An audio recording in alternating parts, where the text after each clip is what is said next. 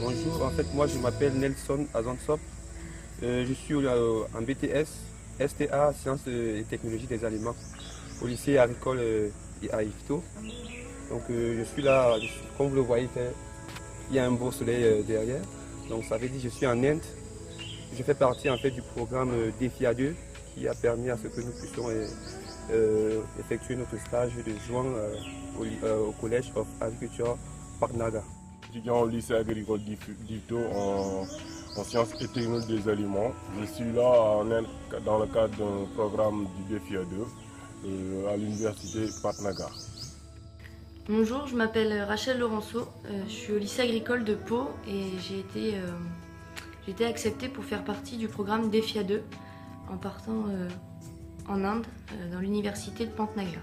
Arrivé à l'aéroport, on a constaté un premier truc en fait, c'est le changement de température. Les gens sont arrivés avec 50 degrés, 45 degrés de température, ça fait un choc, mais bon, on a réussi à s'en sortir. Déjà, il faut dire que le défi A2, c'est un groupe d'élèves qui ne se connaissaient pas. On était vraiment différents, on est différents sur tous les points. Et du coup, on a appris en quelques jours à Delhi à se connaître, à être comme une famille et tout. Et ça, c'est vraiment important. Moi, personnellement, le premier jour quand je suis arrivée, c'est la folie. Il y a du monde partout. Ça paraît un peu perturbant. Et le fait d'être livré à nous-mêmes dans Delhi et de devoir se débrouiller et de faire pas mal de choses, ça nous. Nous étions par groupe de 3. Nous avions formé la veille au restaurant. Et nous avons eu des missions le matin même, des missions à réaliser tout au long de la journée. On avait une certaine somme d'argent et avec celle-ci, on devait réaliser toutes les missions à travers la ville. Des visites de patrimoine indien, des rencontres avec des gens, des interviews, des photos, des transports en commun à prendre obligatoirement pour nous. Apeurant. Ça rassure pas quand on voit toutes les missions et on se demande comment on va faire pour faire tout ça, sachant qu'on vient juste d'arriver en Inde et qu'on est déjà un peu perturbé. Et en fait non, ça débloque de faire le Delhi Express tout de suite dès l'arrivée, ça permet de débloquer pas mal de peurs qu'on a eues avant. Moi je dirais que les missions nous ont apporté beaucoup de choses parce que quand on est arrivé en Inde, on ne savait pas beaucoup de choses. On a fait les programmes d'IFIA, tout ça pour le préparer. Mais il fallait le vivre pour le comprendre. Ça, j'ai l'habitude de le dire. Autrement dit, cette mission-là nous a permis de voir d'autres choses, d'être en contact avec les gens, d'aller les voir, essayer de parler avec ces gens-là. Donc c'était pas facile parce que par exemple, quand on était dans le temple, Sikh Temple, on était obligé de voir les responsables, la population, parler avec eux, etc. C'était fantastique parce qu'on sentait la chaleur humaine, ils sont gentils avec les gens. Quand tu leur parles, ils te parlent. Ils viennent même te demander demander pour prendre des photos avec toi. Ils te demandent d'où viens-tu, etc. Donc c'est des gens qui sont sympas. C'est des gens qui aiment la personne. C'est des gens qui ont des valeurs. Et nous, c'est important pour nous parce que à 150%, nous n'avons pas ces contacts-là avec les gens. Et que ça, c'était impressionnant pour nous parce que nous, au début, on était un peu réticents parce qu'on ne connaissait pas trop. Mais il a suffi juste qu'on fasse un effort et eux, ils viennent vers nous. Ils nous parlent, ils nous aident, etc. Et là, c'est impeccable. Déjà, j'étais dans un groupe avec Jessie et Rachel. C'était très important de le faire, ce Delhi Express, parce que ça permet déjà, dans un premier temps, d'entrer en contact avec des Indiens. Vous savez, il y a des gens qui arrivent à l'étranger, ils ont peur d'approcher certaines personnes ou certains étrangers. Avec ça, ça a permis à ce qu'on puisse déjà prendre les premiers contacts avec eux. Je prends un exemple parce que dans le métro, lors de nos différentes missions, nous avons rencontré un jeune couple qui nous a vachement aidé. On a pu discuter, parler en anglais, en hindi, on s'amusait en fait à lancer des mots en hindi pour les montrer qu'on connaît un peu la langue et c'était vraiment intéressant. On rigolait dans le métro. On a passé presque toute la matinée ensemble. On est allé au musée de Gandhi. Franchement, j'ai adoré ce moment. les gens, c'est pas très difficile. Déjà, avant d'aller vers eux, c'est eux qui viennent vers nous. Ils nous parlent. Et puis le fait d'avoir quelques mots en hindi, c'est vraiment touchant. Non seulement tu montres à la personne, aux Indiens, que tu es intéressé, que tu as un certain respect, une certaine considération pour eux, pour leur langue. Et ça leur fait très plaisir de voir des gens étrangers qui viennent et qui s'essaient dans leur langue. Ça, c'est vraiment intéressant. Non seulement on parlait anglais, mais en essayant de parler hindi, en même temps on évitait de se faire arnaquer quand on faisait des achats, parce qu'ici les achats, il faut marchander, etc. Et tout. Voilà. Et quand tu avais un certain vocabulaire hindi, tu t'évitais de te faire. Les gens sont hyper accueillants, ils viennent tous d'eux-mêmes. Il ne faut pas hésiter à prendre des photos avec eux, de toute façon ils nous demandent que ça. Et le fait de nous voir en premier abord, il y a un premier sourire, et dès qu'on parle hindi, il y a un plus grand sourire qui apparaît sur leur visage, et ça c'est génial. Donc il ne faut pas hésiter à prendre quelques mots d'hindi et à parler avec eux. Parce que tout le monde ne parle pas anglais, et quelques mots d'hindi, ça leur fait toujours plaisir. C'est important parce que ici, la majeure partie de la population parle hindi, et que si tu veux être en contact avec les gens, si tu veux que les gens te comprennent, tu es obligé de parler l'hindi. Et quand tu parles l'hindi aussi, ça leur fait plaisir, ils sont contents parce qu'ils voient que tu es intéressé par le culture, par la langue, etc. Et ça fait un pas en avant, et que ça leur permet de s'approcher de toi et de te considérer comme, je pense, un Indien. Et que nous aussi, c'est une possibilité pour nous de les approcher, de leur montrer que nous, on est heureux d'être là. Il y a une différence quand tu parles l'hindi et quand tu parles juste l'anglais. Quand tu parles juste l'anglais, on te considère comme un étranger. Mais quand tu parles l'hindi, ils savent que tu es quelqu'un qui a vécu dans le pays, bien tu connais un peu sur le pays. La hiérarchie déjà, pour eux, ça représente vraiment, c'est très important pour eux parce qu'ils respectent cela. Je prends l'exemple des jeunes. Déjà pour saluer, déjà la façon de saluer en Inde, on le dit namasté.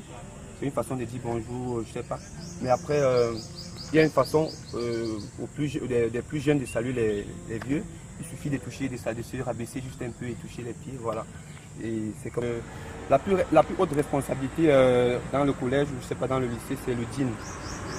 Déjà lui, c'est le chief, quoi, le plus haut responsable, la plus haute responsabilité. Et lui, on le doit tellement de respect dans et lorsqu'un professeur, je sais pas, ou un dean, n'importe qui entre en salle de cours, je sais pas, dans une salle, tous les élèves doivent se lever. C'est un signe de respect en fait. Nagar, c'est pas Delhi, c'est hyper calme, les gens ils sont à peu près très différents. Moi, ce qui me marque le plus, c'est le respect qu'ont les étudiants pour leurs professeurs. Et sur ce point-là, moi, j'essaierais bien de les imiter parce que c'est une chose vraiment intéressante. On a longuement discuté sur ça, et puis je trouve que c'est une bonne chose. En ce qui concerne la hiérarchie, elle est vraiment très catégorique et tout, ce qui montre encore plus le respect, etc., que les gens ils ont. Et ça rejoint un peu le caractère qu'ont les Africains, encore pour les sages et tout. Déjà, tu as le vice-chancelier, le dean, etc., le professeur, l'assistant professeur et tout. Et chacun, quand tu as besoin de quelque chose, il faut s'adresser à toutes les catégories pour arriver à parvenir à ses fins. Ouais, moi je dirais qu'ils sont une hiérarchie très compliquée. Parce que ça bon, en France, je peux dire on respecte la hiérarchie, mais ici c'est pas pareil. Et je pense qu'ils ont une hiérarchie, mais aussi ils en mettent des valeurs. Il y a beaucoup de valeurs qu'ils en mettent, et que pour nous ça me paraît un peu compliqué. Parce que ici tu ne peux pas parler directement au professeur ou bien au doyen comme nous avons l'habitude de le faire. Il faudra passer par des étapes. Ton professeur, il représente beaucoup de choses pour toi. Quand tu parles avec lui, tu n'as pas le droit de le regarder dans les yeux fixés. Tu n'as pas le droit de parler avec un langage qui n'est pas du tout modéré. Tu n'as pas le droit de faire certains gestes. Donc il y a le respect qui est valorisé, il y a le respect qui est mis en avant. Donc, et c'est partout. Même, moi, je vois des professeurs assistants, quand ils voient les doyens, ils touchent les pieds, etc. Quand ils parlent, ils sont modérés, ils sont posés, etc. Et ça, c'est un respect qu'ils ont par rapport à leur supérieur. Vraiment chargé et très intéressant. Ça paraît au début un peu perturbant parce que on a plein de choses à faire tous les jours et quand on a vu le programme, on s'est dit qu'on n'avait pas une seule journée de repos. Et ça, c'est un peu perturbant. Et après, quand on a fait notre première journée hier, tous les 4, avec un des professeurs, c'était une super journée. Et si c'est comme ça tous les jours, c'est avec grand plaisir qu'on le fera et même sans avoir aucune journée de répit. La première chose, c'est d'être patient. Il faut être patient. Faut être patient. Parce que dans un pays, je sais pas, en France, on te dit je vous attends, on se donne rendez-vous à 8h, 8h05. Si tu n'es pas là, c'est problématique. Mais ici en Inde, les gens ils font les choses comme ils le sont. C'est-à-dire il n'y a pas de pression. Ils sont posés, ils prennent le temps. Donc il n'y a pas de bousculade, ils n'ont pas de pression. Donc ça c'est important de le savoir. Avec les Indiens, il faut être calme. Il faut les attendre. Et il ne faut pas se précipiter. Non, non, vous m'avez dit 8 heures, moi j'y vais à 8 heures, sinon on annule tout. Non, non, non, il ne faut pas le faire. Il faut être calme, il faut être posé. Il faut voir les choses telles qu'elles sont. Et je pense que si tu le fais, tu vas réussir. Mais pas de pression. Pas de pression. Évitez toute pression. Évitez beaucoup de choses qu'on a l'habitude de faire en France, c'est pas compatible ici. Si les gens, quand il est 18 h, il faut venir à 9 h. Et ça ne fait pas problème. À chaque fois, ils disent non problème, non problème. Donc pour eux, il n'y a pas de problème. Il y a pas de problème. Donc quand on vient là, il faut être calme. Il faut les écouter. Dans un premier temps, je dirais ils ne sont pas toujours à l'heure. Ça, c'est pas un problème pour eux. C'est une culture. Ils te disent qu'ils vont venir peut-être à 15 h. Si à 15 h ils ne sont pas là, il ne faut pas craquer. Oui, la tenue vestimentaire est très importante. Les shorts, les jupes, tout ça c'est proscrit en Inde et encore plus sur l'université. Il ne faut pas sortir après 7 h le soir pour les filles. Pas d'alcool, pas de tabac, rien de tout ce qu'on peut faire en France. Tout ce qu'on fait en France, il faut l'oublier et se mettre vraiment aux règles indiennes, notamment sur l'université. D'abord, dans un premier temps, il faut observer pour voir comment eux ils se comportent et puis essayer de faire comme eux pour ne pas les choquer. Donc déjà, on n'a pas le droit, le contact avec les filles, entre les filles et les hommes, c'est un peu limité. Un peu limité, on n'a pas le droit, comme chez nous en France, de faire la bise, comme on se salue avec la bise. Non, chez eux, on le fait, c'est vraiment choquant. On n'a pas le droit de les arrêter comme nous en France. Donc, non, je pense que c'est strictement interdit, malgré le fait qu'il fait tellement chaud. Je pense qu'il faut bien faire comme eux. Si on arrive et qu'on ne connaît pas, on a le temps d'observer et faire comme eux. J'ai pris le temps de le faire, ben, on ne porte pas les shorts. Tu peux le faire dans ta chambre, et après, non, on ne le porte pas. Moi, je dirais qu'il faudra avoir un comportement qui est équivalent à ce qu'ils attendent de toi. Donc, et ça, moi je pense dans un premier temps, pour pouvoir le faire, il faudra observer. Il faudra observer, regarder ce que les gens font, puis essayer de faire la même chose. C'est juste ça. Au début, dans le programme DFIA 2, ils te donnent des conseils pour vous préparer. Mais quand tu es sur le terrain, moi je pense que la meilleure solution c'est d'observer. Et tu feras la même chose. Il ne faut pas être timide, il ne faut pas dire ouais moi c'est pas mes trucs, etc. Moi je viens de la France, je viens de pays, etc. Ça je ne vais pas le faire. Si tu le fais, tu vas choquer la population. Et là tu détruis tout ce que tu voulais construire.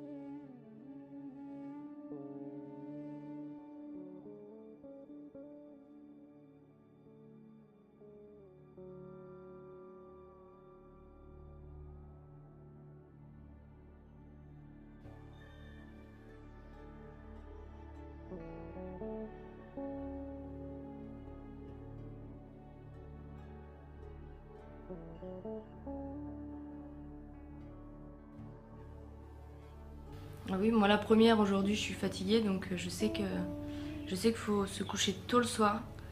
Et voilà, il faut bien se reposer, boire énormément, et tout ira bien normalement. Il n'y a pas de problème. Si on se repose bien et qu'on boit beaucoup, surtout boire beaucoup, prendre des douches froides et on va s'acclimater très bien, il n'y a pas de souci.